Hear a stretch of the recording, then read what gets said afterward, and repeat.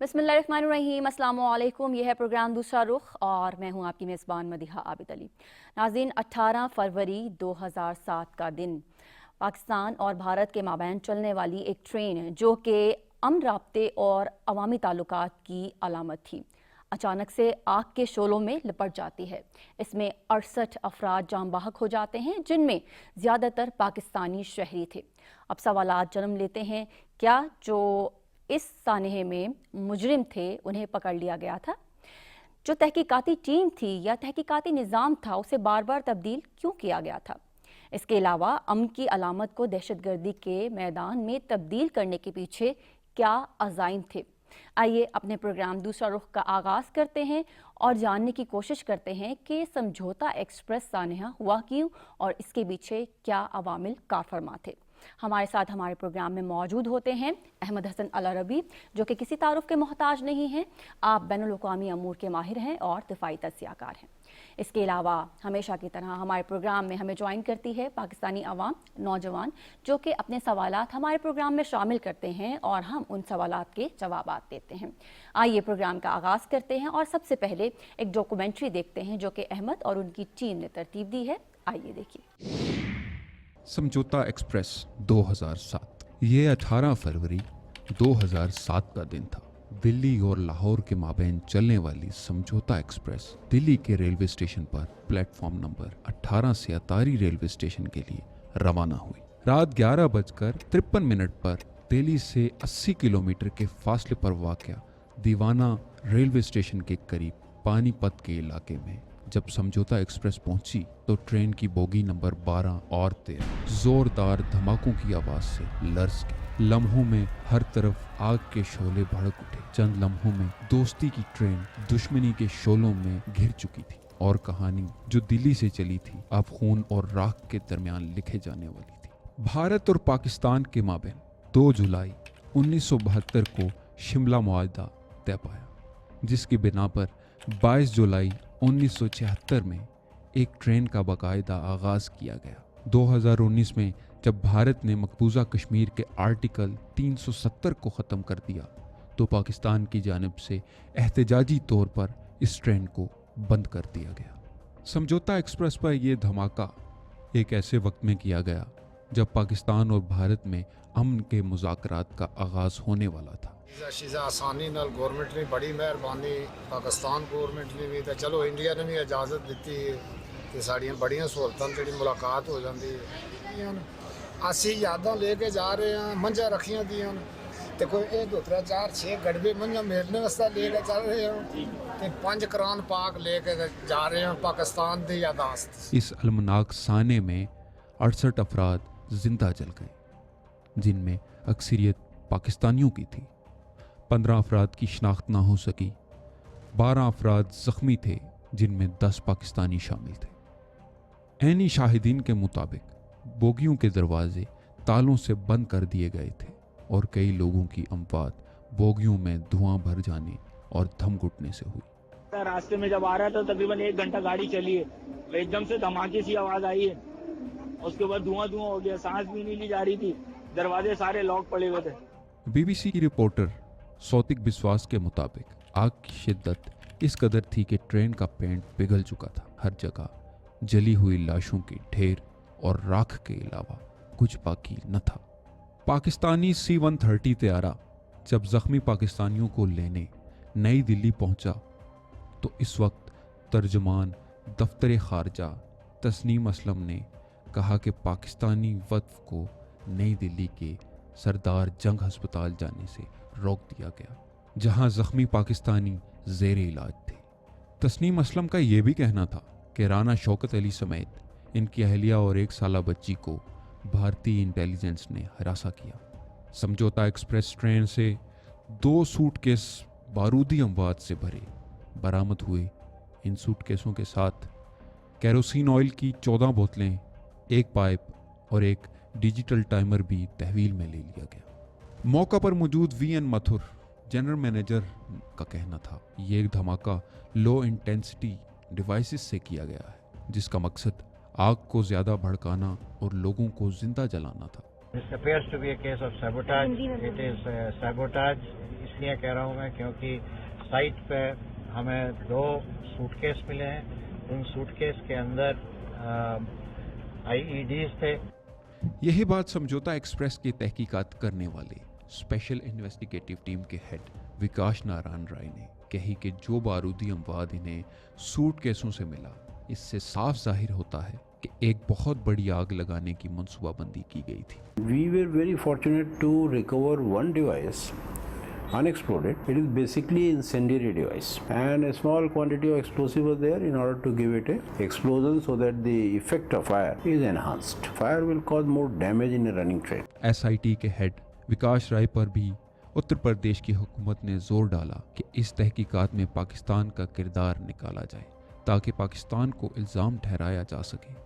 لیکن تحقیقات میں یہ بات سامنے آئی کہ سمجھوتا ایکسپریس سے برآمد ہونے والے بارودی اموات کے سوٹ کیس بھارت شہر اندور میں تیار کیے گئے. We started searching from where the origin for these items, and that search we contacted the manufacturers of various devices, and ultimately we reached Indore. And Indore we could locate the market and we could locate the shop the cover was made. There these 2 salesmen were there. It was I remember the name was Raghunandan Attache store. And later when they were asked in confidence by us next day only, by that time they confided that yes, they are pretty sure that these 2 were Hindus and not Muslims. SIT وکاش رائے کا کہنا تھا کہ اسی market کے 1 kilometre کے اندر انہیں وہ سب امواد مل گیا جو ان سوٹ کیسوں میں موجود تھا.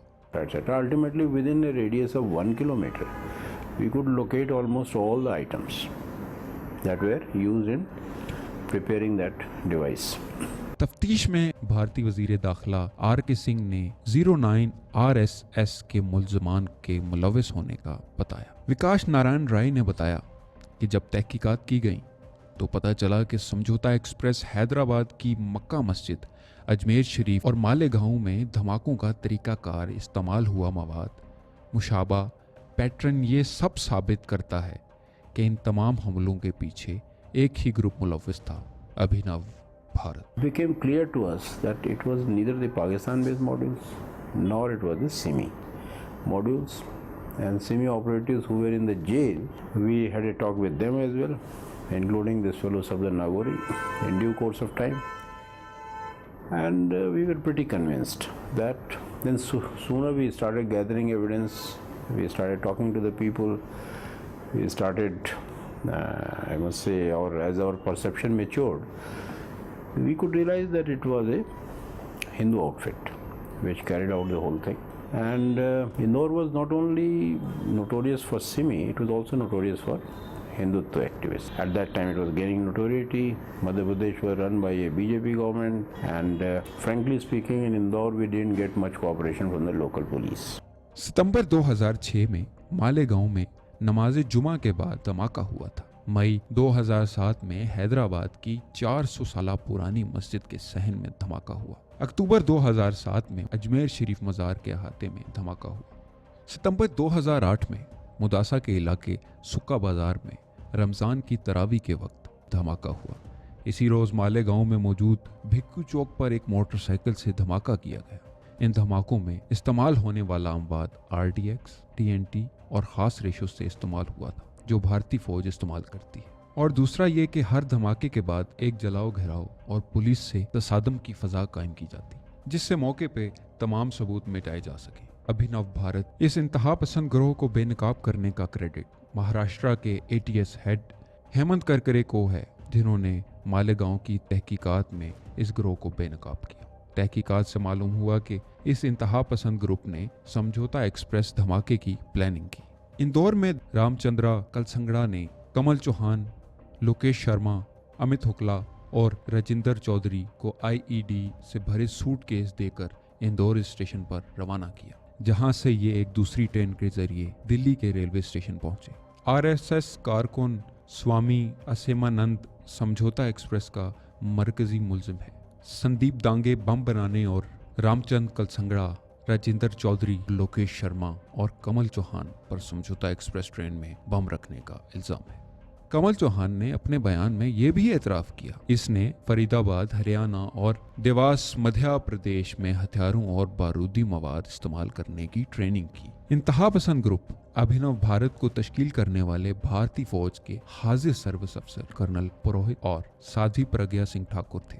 पुरोहित और प्रज्ञा ने समझौता एक्सप्रेस धमाकों की सरपरस्ती की। पुरोहित ने गोला बारूद मुहैया किया जो 2006 से लेकर 2008 में होने वाले तमाम धमाकों में इस्तेमाल हुआ। सुनील जोशी समझौता एक्सप्रेस के तमाम धमाकों का मास्टरमाइंड था। स्वामी असीमानंद और प्रज्ञा सिंह का बहुत नजदीकी था। रिपोर्ट्स के मुताबिक प्रज्ञा ने सुनील जोशी के कत्ल से 15 दिन पहले ही इसके कत्ल का प्लान बना लिया था। सुनील जोशी की बेटी के मुताबिक जिस दिन उसका कत्ल हुआ उसी दिन प्रज्ञा उसके घर से एक बैग उठाकर लेकर गई जिसमें बारूदी मवाद मौजूद था।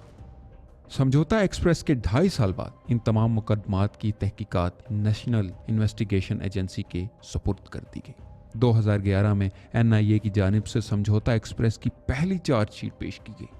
NIA ने जब ये तमाम केसेस अपनी तहवील में लिए तो इब्तदाई तहकीकात मजबूत नजर आ रही थी, लेकिन वक्त के साथ केसेस कमजोर होना शुरू हो गए। 2014 में हरियाणा की हाई कोर्ट ने असीमानंद को समझौता एक्सप्रेस मुकदमे में बेल पर रिहा कर दिया। असीमानंद इसके बाद अपने बयान से ये कहकर फिर गया कि इससे ये बयान जबरदस्ती दिलवाया गया। 20 मार्च 2019 को NIA की कोर्ट ने समझौता केस में नाकाफी सबूतों की बिना पर स्वामी असीमानंद, लोकेश शर्मा, कमल चौहान और राजेंद्र चौधरी को बरी कर दिया, जबकि रामजी कलसंगड़ा, संदीप दांगे और अमित हकला को मफरूर करार दे दिया। समझौता एक्सप्रेस के मरकजी मुल्ज़मान की बरियत के बाद पाकिस्तान की तरफ से शदीद एहतजाज किया गया। NIA की पंचकुला की अदालत के जज जगदीप सिंह ने समझौता एक्सप्रेस के बारे में 160 सफ़हात पर मुश्तमिल जजमेंट पब्लिश कर दी, जिसमें उन्होंने जिक्र किया कि समझौता एक्सप्रेस जैसा घिनौना जुर्म करने वाले कैफरे किरदार तक नहीं पहुंच सके। आखिर क्यों NIA दिल्ली रेलवे स्टेशन के CCTV की फुटेज अदालत में पेश न कर सके? आखिर क्या वजह थी कि NIA सूट केसों के दर्जी के सामने मुल्ज़मान को शिनाख्त के लिए ना ला सके? आखिर क्या वजह थी कि दीवाना स्टेशन के नजदीक 110 किलोमीटर फी घंटा की रफ्तार से चलती हुई समझौता एक्सप्रेस की ट्रेन को 20 किलोमीटर फी घंटा की रफ्तार पर चलाया गया? इस वक्त कौन ट्रेन से उतरा था? ये तमाम सवालात आज भी नाकाबिले हल पहेली की तौर पर मौजूद है। SIT के हेड विकास नारायण राय ने कहा कि NIA इस बात की जवाबदेह है कि एक संगीन जुर्म में मुलव्विस मुल्ज़मान को किस तरह रिहाई मिल गई। 2007 में समझौता ब्लास्ट होता है और 2013 में जाकर के जो है उसका चार्जशीट की नौबत आती है। 6-7 साल लगते हैं चार्जशीट की स्टेज आने में, जो नहीं लगने चाहिए थे। कायदे से सब कुछ 1.5-2 साल में समाप्त हो जाना चाहिए था। 3 साल में तो सब कुछ ही समाप्त हो जाना चाहिए, लेकिन ऐसा नहीं हो सका है। बीजेपी के इक़्तिदार में आते ही गैर मामूली लचक का मुजाहरा किया जाने लगा। इस बात का सबसे बड़ा सबूत रोहिणी सालियन पब्लिक प्रोसिक्यूटर हैं, जिन्होंने 2015 में ये इंकशाफ किया कि इन्हें पैगाम भिजवाया गया था कि जिन मुकदमात में हिंदू इंतहा पसंद ग्रोह शामिल हैं, इन मुकदमात में एहतियात बरतें। समझौता एक्सप्रेस का शुमार दुनिया के बड़े नाहल शुदा मुकदमात में होता है। आज 18 साल गुजर जाने के बाद भी समझौता एक्सप्रेस के शोहदा इंसाफ के मुंतज़िर हैं और इनके खून से हाथ रंगने वाले मुल्ज़मान आज भी आज़ाद घूम रहे हैं। नाज़रीन, आपने डॉक्यूमेंट्री मुलाहिज़ा फरमाई। आइए प्रोग्राम का बाकायदा आगाज़ करते हैं। सबसे पहले ये जानने की कोशिश करते हैं अहमद से कि समझौता एक्सप्रेस एक और ऐसा सानहा जिसने दोनों ममालिक के दरमियान जो अमन के लिए राब्ते के लिए एक ट्रेन थी, जो कि शायद 6 यात्रियों को या पार्टीशन में लोग पाकिस्तान आए थे उनको उनके प्यारों तक पहुंचाने के लिए, मिलवाने के लिए भारत लेकर जाती थी या भारतीयों को पाकिस्तान लेकर आती थी, वो चैप्टर हमेशा के लिए क्लोज हो गया। क्या आप हक़ाइक़ से पर्दा हटाएंगे?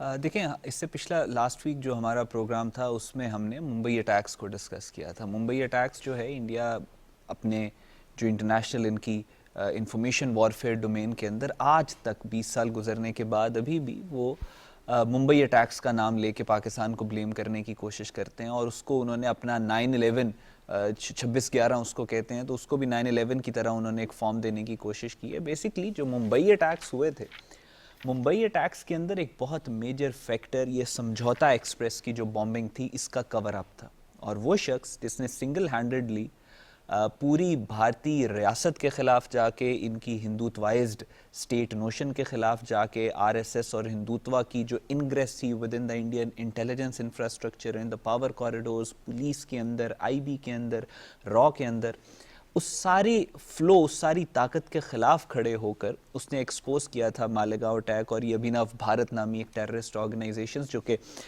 سمجھوتا ایکسپریس میں بھی انوالو تھی، جو کہ اجمیر شریف میں بھی کی بامبنگ میں بھی انوالو تھی، جو کہ ہر اس بامبنگ میں انوالو تھی جو 2007 سے پچھلے 5 یا 6 سال پہلے یعنی 2001 آنورڈز پورے بھارت کے اندر مسلمانوں کے خلاف ہوا. اور سمجھوتا ایکسپریس اسی کی ایک کڑی تھی، اور یہ ایک میسج تھا انڈیا کے اندر بھی اور انڈیا کے باہر بھی that R S S is now in power. وہ ڈیپ اسٹیٹ کو انفلوئنس کر چکے ہیں، وہ کنٹرول حاصل کر چکے ہیں، and they don't want peace with Pakistan. وہ پاکستان کے ساتھ امن نہیں چاہتے، وہ بھارت کے اندر بھی مسلمانوں کو برداشت نہیں کریں گے اور بھارت کے بارڈرز پہ بھی مسلمانوں کو برداشت نہیں کریں گے. یہ سمجھوتا ایکسپریس کی جو بامبنگ تھی وہ میسج تھا، اور اس کے ساتھ انہوں نے اپنا پورا آنے والا جو کرائیٹیریا تھا، جو کہ آج بھی آپ دیکھ رہی ہیں مودی کی حکومت کے آنے کے بعد بھی 2025 میں بھی کرائیٹیریا وہی ہے. خود حملے کرو، خود اٹیکس کرو، دہشت گردی کرو اور بلیم کسی اور پہ ڈال دو. اور یہی ایگزیکٹ سیم پلے بک جس کو زائو پلے بک کہتے ہیں، زائنس بھی استعمال کرتے ہیں. سو سمجھوتا ایکسپریس جو ہے ایک وہ بیسیکلی ایک وہ بنیاد تھی کہ جس کے بعد یہ جو پچھلے 20 سالوں کے اندر ان کے false flag upon false flag شروع ہوئے. ممبئی ہوا، پھر اس کے بعد انہوں نے اوری والا ڈرامہ، پٹھان کوٹ والا، پہلگام والا ڈرامہ، پھر یہ سارا جو کیا بیسیکلی اس کا جو سٹارٹنگ فیز تھا دیٹ واز سمجھوتا ایکسپریس. ٹھیک ہے، ہم اب چاہیں گے کہ آپ میں سے سوالات کا سلسلہ شروع کریں اور پھر احمد ان سوالات کے جوابات دیں. میرا یہ سوال تھا کہ جیسا سمجھوتا ایکسپریس ایک ان کا ایک میسیج دینا تھا اور یہ ایک دہشت گردی کی ایک سٹوری بھی ہے. میرا آپ سے یہ سوال تھا کہ سمجھوتا ایکسپریس میں بھی بہت سارے مسلمانوں نے، عوام نے اپنی قربانیاں دی، اسی طرح سے اس کے بعد بہت سارے ایسے واقعات ہوتے رہے. اور ریسنٹلی بھی یہاں پہ اسلام آباد میں بھی ایک ایسا واقعہ ہوا جہاں پہ نہایتی عوام نے اپنی جان کی قربانیاں دیں. میرا آپ سے یہ سوال تھا کہ کیوں ایسا کیا جا رہا ہے، ہر بار کیوں عوام کو اپنی قربانیاں دینی پڑ رہی ہیں، اس کے پیچھے کون ہے؟ اچھا، آپ کا جو کویسچن ہے اس میں ابھی آپ دیکھیں کہ بھارت 1.25 بلین کی آبادی ہے اور ان کے عزائم جو ہیں بی جے پی کے، ہندوتوا کے طاقت میں رہنے کا جو خمیازہ ہے یا جو بل ہے وہ بھارت کی عوام کو پے کرنا پڑا ہے. چاہے وہ مسلمانوں کے اوپر ظلم ہو وہاں پہ، چاہے وہ سکھوں کے اوپر ظلم ہو، چاہے وہ کرسچنز کے اوپر، کسی بھی اور مائنورٹی کے اوپر ظلم ہو. بھارت ٹو دا ایکسٹینٹ کہ مودی اپنے اقتدار کے لیے اس نیوکلیئر انوائرمنٹ کے اندر ایک کنونشنل وار پاکستان کے ساتھ لڑنا چاہ رہا ہے. تو ہم جس دنیا میں رہ رہے ہیں اس کی حقیقت بہت زیادہ بروٹل ہے، وہ بہت زیادہ ایک اس کی جو ریالٹی ہے دیٹ از ویری بلڈی. اور ہوتا یہی ہے، ہو یہی رہا ہے کہ اپنے اقتدار میں رہنے کے لیے جس طرح، اور یہ تاریخ کے اندر بھی آپ کو ایسے ہی ملے گا، چند لوگوں کے اقتدار کی خاطر لاکھوں نے جانے اپنی قربان کی.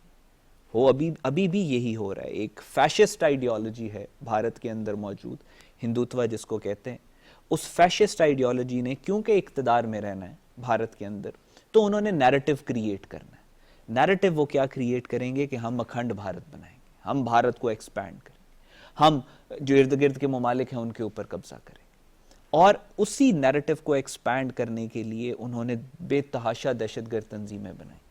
تامل ٹائگرز بنائی، ہم نے تامل ٹائگرز کے اوپر بھی ڈاکیومنٹری کی. لاکھوں لوگ مارے گئے صرف اس وجہ سے because it supported the narrative of the Indian government at that time. Mukti Bahini بنائی، 10 لاکھ پلس فائٹرز، لاکھوں لوگ مارے گئے. کیوں؟ کیونکہ یہ سپورٹ کرتا تھا اس وقت کی انڈین گورنمنٹ کے نیریٹو کو. اور ٹی ٹی پی بنائی گئی جس کا آپ نے تذکرہ کیا، جس نے اسلام آباد کے اندر بھی جو ابھی ریسنٹ اٹیک ہوا ہے، ٹی ٹی پی فتنہ الخوارج نے کیا. ہو کریٹڈ فتنہ الخوارج؟ کس نے بنایا؟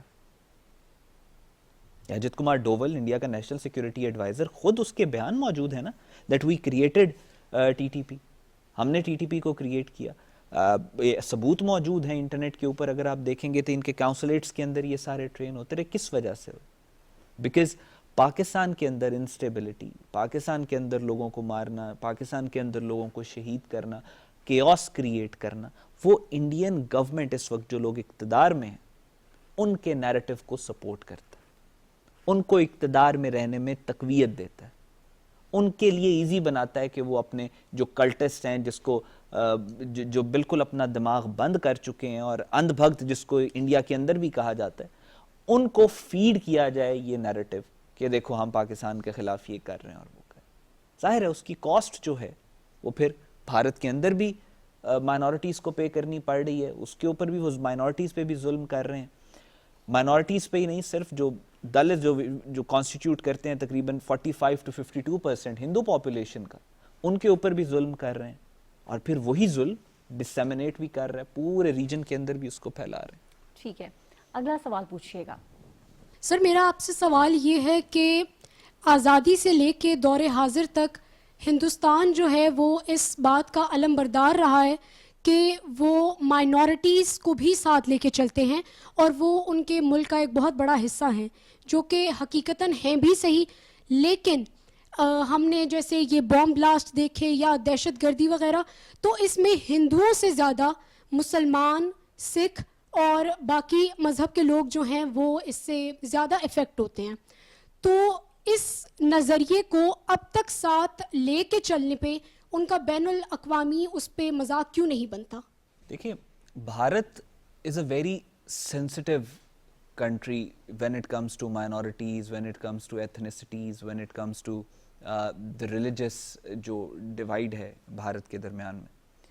ہسٹوریکلی بھارت کبھی بھی اس طرح سے اس فارم میں پچھلے 1000-1500 سال میں ایک ہندو گورنمنٹ کے انڈر یا ایک برہمنائزڈ ایلیٹ کے اندر نہیں رہا. It has always took a Muslim ruler to unite India. اس کی وجہ ہے, اس کی وجہ یہ ہے کہ پچھلے 1400 سال سے جو مسلم کلیکٹیو کانشیس ہوتا ہے, یعنی پولیٹیکل سیٹ اپ جو مسلمان اپنا کریٹ کرتے ہیں, وہ یہی ہوتا ہے کہ ایک چھوٹا سا دارالخلافہ ہوتا ہے اور نیچے بہت بڑی سلطنت ہوتی ہے. چاہے آپ آٹومن امپائر کی بات کریں, چاہے آپ خلافت راشدہ کا دور دیکھیں. سو یہ ایک اقبال کا شعر ہے, اپنی ملت پر قیاس اقوام مغرب سے نہ کر, خاص ہے ترکیب میں قوم رسول ہاشمی صلی اللہ علیہ وسلم. تو مسلمانوں کا political structure is different as compare to rest of the world. Muslims نے پہلی دفعہ آ کے انڈیا کو یونائٹ کیا. جب انڈیا کو یونائٹ کیا تو انڈیا کے پوٹینشل کا دنیا کو پتہ چلا. انڈیا جب برٹش امپائر نے انڈیا کے اوپر قبضہ کیا, یہ چھوٹا سا as compare to the world, یہ چھوٹا سا انڈیا جو ہے, سب کانٹیننٹ جو ہے, یہ پوری دنیا کی گلوبل ٹریڈ میں 25% کنٹریبیوٹ کر رہا تھا. It was amongst the richest countries in the world. اچھا, یہ جو ریئلائزیشن تھی کہ انڈیا جب یونائٹ ہوتا ہے تبھی پاورفل ہوتا ہے, یہ ریئلائزیشن ان کو مسلمانوں نے کروائی. Now the realization is there, but جو ماڈرن انڈیا ہے اس میں Muslims are not ruling India. 1000 سال میں پہلی دفعہ ایسے ہو رہا ہے کہ یہ جو برہمنائزڈ ایلیٹ ہے, یہ ہندوز بھی نہیں ہے, ایک ہندوز کا بھی ایک چھوٹا سا فیکشن ہے جس کو برہمنائزڈ ایلیٹ کہتے ہیں, یہ انڈیا کو رول کر رہے ہیں. رول تو یہ کر رہے ہیں. برٹش امپائر کے جانے کے بعد, سازشیں کرنے کے بعد, پاکستان جو مسلمز ہیں وہ پاکستان میں آ گئے, اس کے بعد ان کو ایک خطہ زمین مل تو گیا رول کرنے کے لیے, لیکن ان کے پاس کسی قسم کا کوئی فریم ورک نہیں ہے ہسٹوریکل کہ ہم نے کس طریقے سے ان کو آپس میں اکٹھا کرنا. تو ان سارے مذاہب کو اکٹھا کرنے کے لیے انہوں نے ایک نیریٹو کریٹ کیا دیٹ انڈیا از سیکولر. اب لیکن in reality India is not secular. Reality کیا ہے؟ انہوں نے کہا ہمارا کانسٹیٹیوشن از سیکولر. سیکولر کے نام پہ کہتے بہت باریک سی یہ ایک there's a very fine line that you have to understand. Secularism کے نام پہ انڈیا کے کانسٹیٹیوشن کا ایک آرٹیکل ہے 25B. کہتے ہیں کہ ہم سیکولر ہیں اور ہمارا کسی مذہب کے ساتھ کوئی وہ لنک نہیں ہے. اسی کے اندر یہ کہتے ہیں بیکاز وی آر سیکولر, لہٰذا جو سکھ ہیں, جو Sikh religion, they are long bearded Hindus, یہ سکھ نہیں ہیں.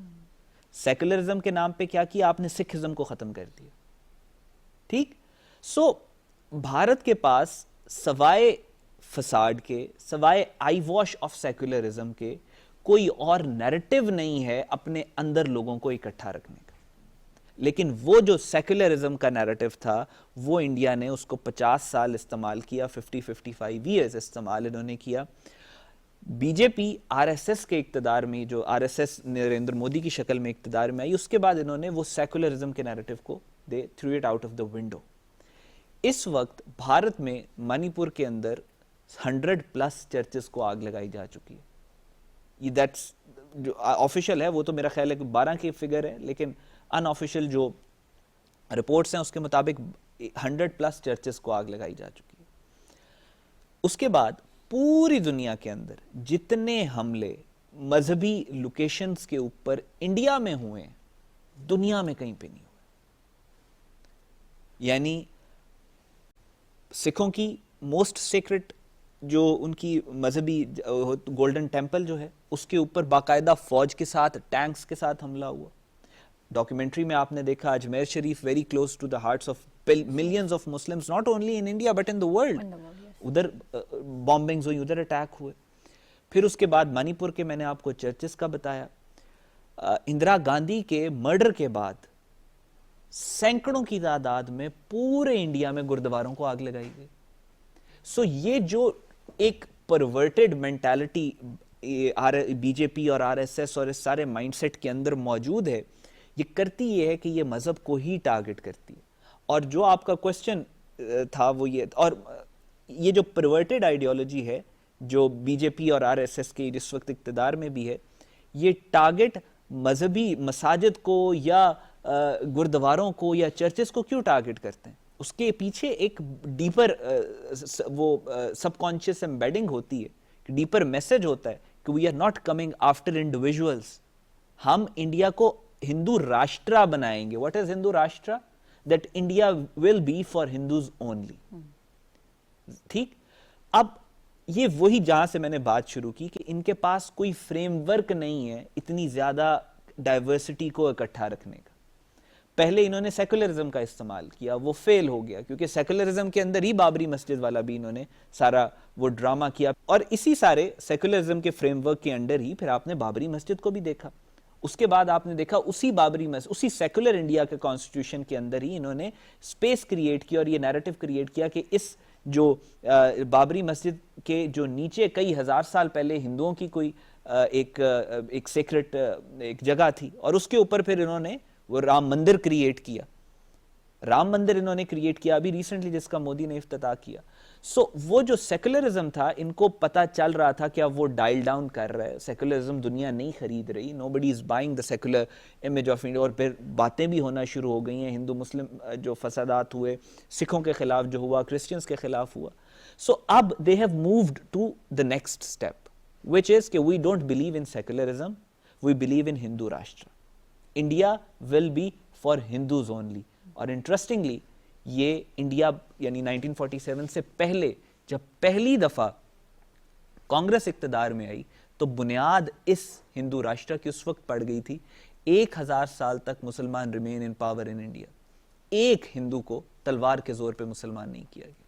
But after 1000 years when this Brahmanized elite came into power in 1930s, سب سے پہلے انہوں نے شدھی موومنٹ لانچ کی. انہوں نے کہا یہ جتنے بھی دوسرے مذہب کے لوگ ہیں یہ امپیور ہو گئے ہیں, لہٰذا ان کو بڑے بڑے پارکس اور گراؤنڈز کے اندر اکٹھا کیا جاتا تھا اور فورس کیا جاتا تھا کہ واپس ہندو. ظاہر ہے دیٹ فائٹ بیک, کیونکہ مائنورٹیز نہیں ہیں انڈیا میں. اب 25 کروڑ کے قریب مسلمان ہیں, دیٹس ناٹ اے مائنورٹی. ٹھیک. سو پاور ہے, ان کی انفلوئنس تھا اس وقت, تو دے بیک ٹریکٹ. انہوں نے کہا نہیں یہ فیل کرے گا, ابھی نہیں, we have to wait for اندر 50 اور 70 years اس کو لانے کے لیے. تو let's play with the secular image of India, اس کے اوپر ہم بلڈ اپ کرتے ہیں.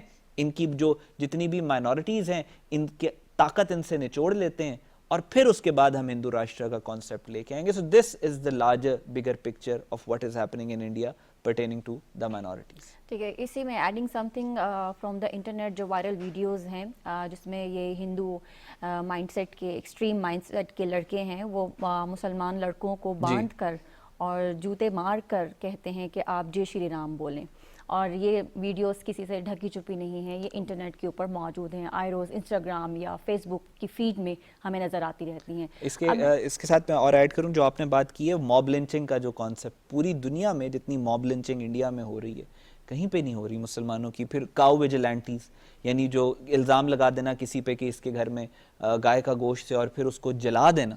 تو اس کے علاوہ کرسچنز کے ساتھ جو جس طریقے کا سلوک کر رہے ہیں, دلتس کے ساتھ جس طریقے کا سلوک کر رہے ہیں, سکھوں کے ساتھ کچ کڑا کرپان کنگا کیش, یہ جو 5 Ks آف سکھ آئیڈینٹی ہے اس کے اوپر کیسے حملہ آور ہے. سو یہ ساری چیزیں دیز آر آل ڈاکیومنٹڈ. ٹھیک ہے, اگلا سوال کون پوچھنا چاہے گا؟ میرا سوال اس انسیڈنٹ سے تھوڑا ہٹ کے ہے, اور وہ یہ ہے کہ پاکستان میں ہندوز کی کافی پاپولیشن پائی جاتی ہے, اور کراچی میں تو کافی زیادہ ہی ہے, اور وہ اپنے فیسٹیولز وغیرہ بھی سیلیبریٹ کر رہے ہوتے ہیں. لیکن ہم یہ دیکھتے ہیں اکثر انٹرنیٹ پہ, اگر ہم کمنٹ سیکشن میں جائیں تو جو انڈینز ہیں وہ پاکستانی ہندوز پہ بھی بہت نیگیٹو اپروچ رکھتے ہیں کہ وہ فیسٹیول سیلیبریٹ اگر خوشی سے کر رہے ہیں تو کیا انہیں پاکستان میں کرنے دیا جاتا ہے, تو وہ بہت نیگیٹو اپروچ رکھتے ہیں. تو یہ ہیٹریڈ بڑھتے وقت کے ساتھ کیوں زیادہ انکریز ہی ہوتا جا رہا ہے؟ Why there is no end to this heat?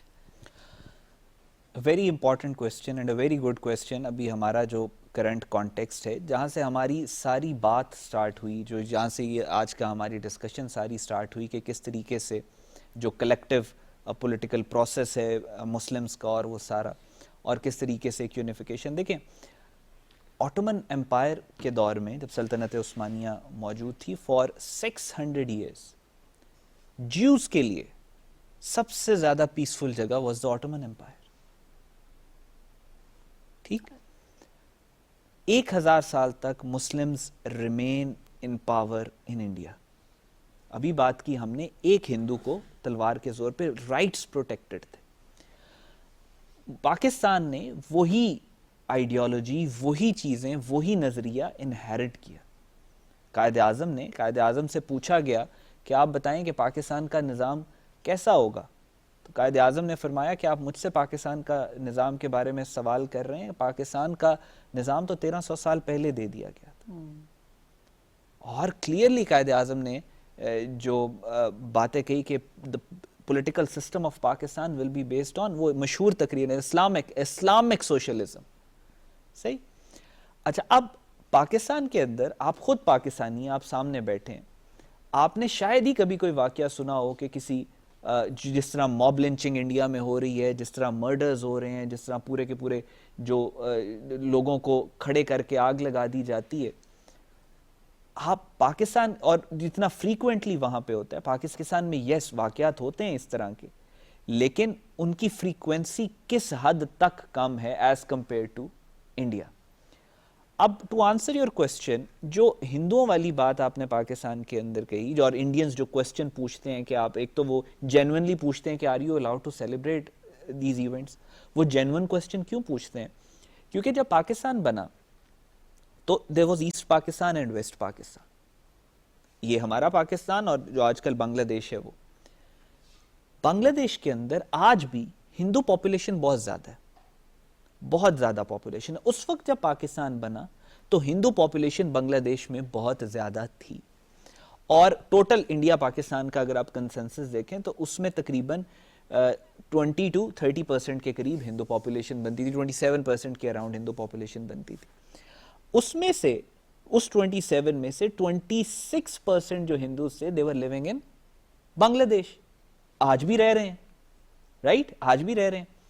جب 71 میں پاکستان اور بنگلہ دیش الگ ہوئے تو وہ ہندو پاپولیشن چلی گئی کدھر؟ بنگلہ دیش. اور پاکستان کے اندر جو پاپولیشن بچی that was like 2 to 3%, بہت کم ہو گئی. صحیح. اس وقت انڈینز نے یہ نیریٹو اپنے اخباروں میں, اپنے ریسرچ پیپرز میں, اپنے میڈیا میں یہ نیریٹو کریٹ کیا کہ پاکستان بنا تھا تو اس وقت تو 27% ہندوز سے پاکستان کے اندر, اب تو 1% 2% رہ گئے, ساروں کو انہوں نے ختم کر دیا. That was the narrative that they created. اپنی آڈینس کو بھی یہی دیا, کیونکہ they have to make Pakistan look like a monster for their public so that they can stay and remain in power, right? So وہ narrative create کیا کہ پاکستان میں تو ہندوؤں کے ساتھ بہت برا سلوک ہوتا ہے, اور وہ دیکھو 1% ہندو رہ گئے اور 1.5% ہندو رہ گئے. تو جینوئنلی جو انڈینز ہیں وہ جب پاکستان کے اندر جو ہماری ہندو کمیونٹی ہے, جب وہ دیوالی سیلیبریٹ کرتے ہیں یا اپنے باقی ایونٹ سیلیبریٹ کرتے ہیں, کیونکہ ان کے مائنڈ میں یہ پرسیپشن ڈالا گیا ہے کہ پاکستان تو ہندوؤں پہ بہت ظلم کر رہا ہے, ٹھیک, سو اس پرسیپشن کی وجہ سے وہ پوچھتے ہیں کہ بھائی آپ یہ سیلیبریٹ کرنے کا آپ کو اختیار ہے یا نہیں ہے اور وہ سارا کچھ کامنٹس ہوتے ہیں. پھر کچھ انڈینز جو ہیں وہ یہ سمجھتے ہیں کہ پاکستان کے اندر بیکاز دے آر ہندوز کو کامنٹس کر کے وہ یہ بات بھی کرتے ہیں کہ آپ پاکستان کے خلاف کیوں بات نہیں کرتے, اور جو پاکستانی ہندوز ہیں وہ اپنی جان سے زیادہ پاکستان سے پیار کرتے ہیں. تو ظاہر ہے یہ چیز ان کے لیے بڑی پینفل ہے کیونکہ ان کی ایگزسٹنس کو شوک میں ڈال دیتی ہے نا. وہ تو سمجھتے ہیں کہ پاکستان تو بہت ان کی پولیٹیکل پارٹیز نے, ان کی ڈیپ اسٹیٹ نے ان کو میسج ہی یہ دی ہے. جب ان کو پتا چلتا ہے کہ نہیں ہم سے تو زیادہ اچھے حال میں یہ رہ رہے ہیں وہاں پہ, تو ظاہر ہے ان کے لیے پھر وہ ایگزسٹینشل شوک ہوتا ہے, پھر ہیٹریڈ ان کا جو ہے وہ یہاں سے ایمینیٹ کرتا ہے. ٹھیک ہے, ہم اپنے اگلے سوال کی جانب بڑھیں گے. جو میرا سوال ہے بیسیکلی وہ تھوڑا سا اس سے ہٹ کے, جس طرح انڈیا کا جو میڈیا ہے وہ کافی زیادہ کنٹرولڈ ہے ایز کمپیئر ٹو پاکستان, تو جس طرح آپریشن سندور ہوا اور بھی اس طرح کی چیزیں, تو وہ میڈیا جو کہ اصل چیز ہے اس کو ہٹا کے عوام کو دوسری چیز بتاتا ہے. تو اس طرح تو انڈیا کی عوام خوش رہتی ہے, جس طرح آپ ان کو سوشل میڈیا پہ دیکھیں اور ان جگہوں پہ دیکھیں.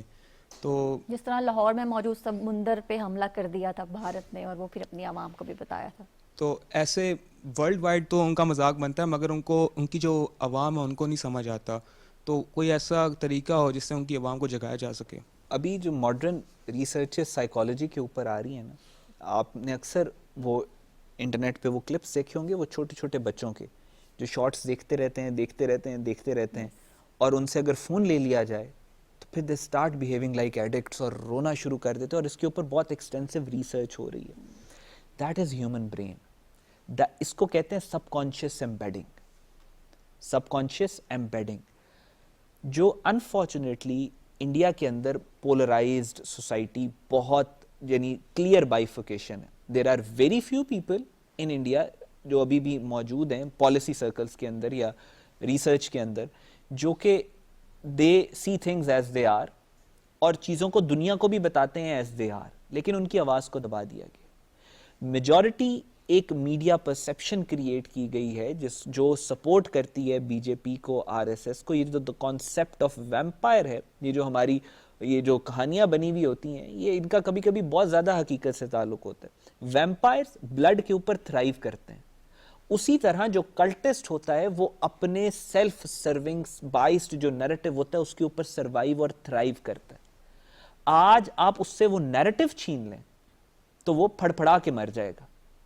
اسی طرح یہ کلٹ کریٹ ہوتا ہے, جس طرح مودی کا کلٹ ہے, جس طرح آر ایس ایس کا کلٹ ہے. اس کو ایک دن بھی اگر گودی میڈیا وہ نیریٹو نہ دے جس کی اس کی سب کانشیس ایمبیڈنگ کی گئی, تو وہ ایڈکٹس کی طرح پھڑ پھڑائے گا. اس کو وہ چیز چاہیے to thrive and to survive, وہ خون اس کو چاہیے. سو انڈین میڈیا کی ایک طرح سے اب ایک مجبوری بن چکی ہے کہ وہ جو آڈینس انہوں نے کریٹ کی ہے وہی آڈینس جس کو پوری دنیا مذاق میں بھکت کہتی ہے, جس کو پوری دنیا مذاق میں سنگیز کہتی ہے, جس کو پوری دنیا مذاق میں کلٹسٹ کہتی ہے, کہ وہ لاجک کی بات نہیں کریں گے, وہ عقل کی بات نہیں کریں گے, وہ کہیں گے مودی سرکار, جس کو ایون کانگریس کرٹیسائز کرتی ہے کہ مودی نے انڈیا کو نقصان کتنا پہنچایا, پھر بھی تم کہتے ہو اب کی بار مودی سرکار. وہ فیکٹ سامنے رکھتے ہیں, انڈین یوٹیوبرز ہیں وہ فیکٹ سامنے رکھتے ہیں کہ مودی نے یہ نقصان کیا, یہ نقصان کیا, یہ نقصان کیا. وہ آگے سے انٹرویو کر رہے ہوتے ہیں کلٹس کا, وہ کہتا ہے مودی انڈیا کو تباہ بھی کر دے تب بھی میرا ووٹ مودی کا. So this is the cult mentality which they have created. Now they have created a Frankenstein monster. وہ monster جس کو آپ نے خود کریٹ کیا اب وہ آپ کو ہی ختم کر دے گا.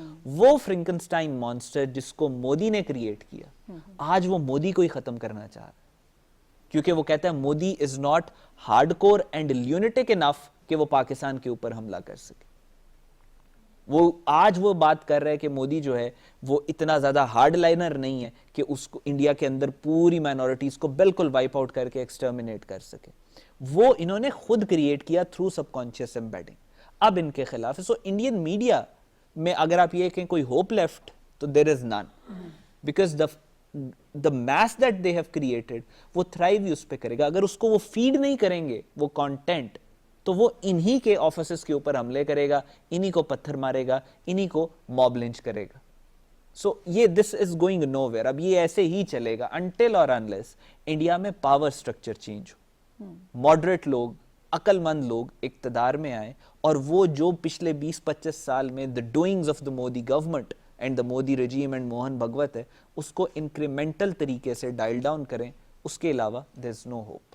ٹھیک ہے احمد, کیونکہ نوجوان یہاں پہ موجود ہیں, ان کا ایک فیوچر ہے, ان کے پرسپیکٹو سے میں یہ جاننا چاہوں گی کہ what hope they should have ابھی, کیونکہ پاکستان اور بھارت کی ایک جنگ تو ہم نے مئی میں دیکھ لی ہے, لیکن پاکستان کے ابھی بہت سارے فرینڈز آف پاکستان ہیں, جیسے کہ امریکہ کے ساتھ بہت اچھی, پاکستان کے ساتھ سعودی عرب, اسی طرح سے دیگر ممالک ہیں کہ پاکستان ان کے ساتھ اچھا فیوچر رکھ رہا ہے اور ہم دیکھ رہے ہیں. اس حوالے سے آپ کیا ہوپ اپنی نوجوان نسل کو دیں گے؟ It's a very valid question. Charles Dickens کی بڑی مشہور کتاب ہے جس کا نام ہے the tale of two cities, اور اس کی وہ جو سٹارٹ ہوتی ہے نا, وہ سٹارٹ جس جملے سے ہوتی ہے وہ جملہ بہت امپورٹنٹ ہے. It says that those were the best of Times and those were the worst of Times, یعنی وہ بہترین دن بھی تھے اور وہ بہت پریشان کن دن بھی تھے. سو آپ جس دور میں آپ لوگ پیدا ہوئے ہو اور جس خطہ زمین میں آپ لوگ پیدا ہوئے ہو, آئی مین وہ انگریزی میں کہتے ہیں the time to be alive, what a time to live. آنے والے دور میں آپ اس وقت جو انڈیا کے خلاف آپ کے کلیشز ہیں وہ they are planning سندور 2.0, اس کے بعد وہ پاکستان کے خلاف کوئی بڑی جنگ بھی کر سکتے ہیں, it's always a possibility. Afghanistan کی طرف سے آپ پریشر دیکھ رہے ہیں, دہشت گردی آ رہی ہے. اس کے اپوزٹ آپ یہ دیکھ رہے ہیں کہ پورا مسلم ورلڈ پاکستان کے ساتھ کھڑا ہے. آپ دیکھ رہے ہیں پاکستان کے چائنا کے ساتھ بڑے اچھے تعلقات ہیں, آپ دیکھ رہے ہیں امریکہ کے ساتھ بڑے اچھے تعلقات ہیں. یہ جو ایگزیکٹ سیم ٹائم ہے یہ امریکن امپائر پہ بھی آیا تھا. یہ جو انٹرنل پاکستان میں دہشت گردی ہے یا ایکسٹرنل وارز ہیں یہ امریکنز کے اوپر بھی آیا تھا. کب آیا تھا؟ یہ سب سے زیادہ اس وقت ہوا تھا کہ جب America rose to become the super power. اس سے 2 یا 3 یا 4 سال پہلے ایگزیکٹ یہی کنڈیشن امریکنز کی بھی تھی. Exact same time British empire پہ بھی آیا تھا کہ جب وہ اپنے چھوٹے سے جزیرے سے نکل کے پوری دنیا میں پھیلنا چاہ رہے تھے, اس سے 2-3 سال پہلے ان کو اسپین اور فرانس کی طرف سے بھی تھریٹ تھے, اندر بھی پرابلم سے, پولیٹیکل انسٹیبلٹی بھی تھی. Exact same time Ottoman empire پہ بھی آیا تھا. آپ نے وہ ڈرامہ ارطغرل تو دیکھا ہوگا کہ وہ کس طریقے سے وہ پوری علاقے میں گھوم رہے تھے, they did not have a home, اور پھر اس کے بعد ایک انہوں نے امپائر پوری کی پوری کریٹ کی. سو جن قوموں نے آگے جا کے کچھ بننا ہوتا ہے یا جن قوموں نے دنیا کے اوپر اپنا امپیکٹ چھوڑنا ہوتا ہے, ان قوموں پہ just before they rise to glory, اس سے پہلے یہ وقت آتا ہے وہ 4 یا 5 سال جس سے ہم ابھی گزر رہے ہیں. آپ دیکھیں گے کہ اس دور کے بعد آنے والے 2 سے 4 سال کے اندر پاکستان کیا کچھ کرے گا جو آپ سوچ بھی. اقبال کا بڑا مشہور شعر ہے, اقبال سے اس کے جو نگاہ کے سامنے ہے لب پہ آ سکتا نہیں, حیران ہوں دنیا کیا سے کیا ہو جائے. تقدیریں بدلنے کا جو وقت جس کا اقبال نے ذکر بھی کیا اپنے کلام میں وہ اب ہے. اور پاکستان, قائد اعظم نے فرمایا تھا there is no power on earth that can undo Pakistan. Quaid Azam کی آج تک جو پاکستان کو لے کے جو باتیں ہیں وہ غلط ثابت نہیں ہوئی. اقبال نے فرمایا تھا کھول آنکھ زمیں دیکھ, فلک دیکھ, جہاں دیکھ, مشرق سے ابھرتے ہوئے سورج کو ذرا دیکھ. اس وقت فرمایا تھا 1910 میں, گراں خواب چینی سنبھلنے لگے, ہمالیہ کے چشمے ابلنے لگے. اس وقت چینی افیون کے نشے میں دھت تھے, ختم تھے, they were nowhere to be seen. Iqbal نے کہا تھا اب یہ سنبھل رہے ہیں اور ہمالیہ کے چشمے, یہ جو سی پیک اور گلگت بلتستان اور یہاں سے بہت زیادہ خزانے نکلیں گے اس وقت. اور تبھی فرمایا تھا مشرق سے ابھرتے ہوئے سورج کو ذرا دیکھ. وہ سورج کون ہے؟ وہ پاکستان ہے. تو آج آپ ایک طرف یہ انڈیا افغانستان کو دیکھ رہے ہیں, دوسری طرف آپ دیکھ رہے ہیں کہ پوری دنیا میں Pakistan has emerged as the voice of peace. آج جو ملک سنگل ہینڈڈلی سب کے سامنے حق کے لیے اور انسانیت کے لیے کھڑا ہے, کون سا ملک ہے؟ آپ بتائیں, کیا پاکستان نہیں کھڑا؟ کیا ہم جو ایک طرف ہندوتوا فیشزم ہے, ایک طرف یہ افغانستان سے ٹیررزم آ رہا ہے, دوسری طرف مڈل ایسٹ کے اندر جو ٹیررسٹ جو اینٹیٹیز ہیں, کیا ان کے سامنے ان کو سب آپ کے, چاہے انڈیا کی بات کریں چاہے اسرائیل کی بات کریں, جتنے بھی انسانیت کے دشمن ہیں, کیا وہ آٹومیٹیکلی پاکستان کو اپنا دشمن پرسیو نہیں کرتے؟ کرتے ہیں کہ نہیں کرتے؟ سو آنے والا دور بہت اقبال کے بیٹے جاوید اقبال کو اقبال نے ایک وہ خط لکھا تھا بڑا خوبصورت، اقبال نے ان کو نصیحت کی تھی، اور اقبال نے، اور وہ اس کے اوپر پھر آئی اینڈ اٹ، اقبال نے ان کو کہا تھا کہ جو آپ لوگوں کے لیے امپورٹنٹ بات ہے کہ من کی دنیا سوز و مستی جذب و شوق، یعنی دا ورلڈ آف سول، من کی دنیا سوز و مستی جذب و شوق، تن کی دنیا سود و سودا مکر و فن، من کی دولت ہاتھ آتی ہے تو پھر جاتی نہیں، تن کی دولت چھاؤں ہے آتا ہے دھن جاتا ہے دھن، پانی پانی کر گئی مجھ کو کلندر کی یہ بات، تو جھکا جب غیر کے آگے نہ تن تیرا نہ من۔ ناظرین، امن کا راستہ مشکل تو ہے لیکن ناممکن نہیں ہے۔ ریلوے کی پٹری پر جو بہنے والا خون تھا نہ کسی مسلمان کا تھا، نہ سکھ کا، نہ عیسائی کا، بلکہ وہ انسانیت کا خون تھا۔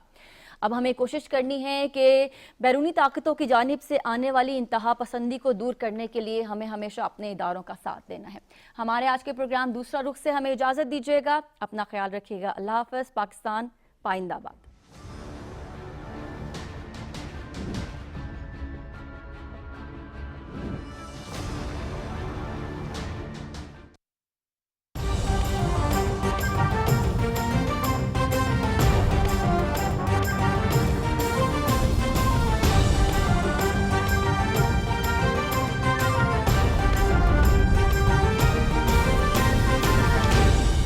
درست، ہر وقت، بر وقت۔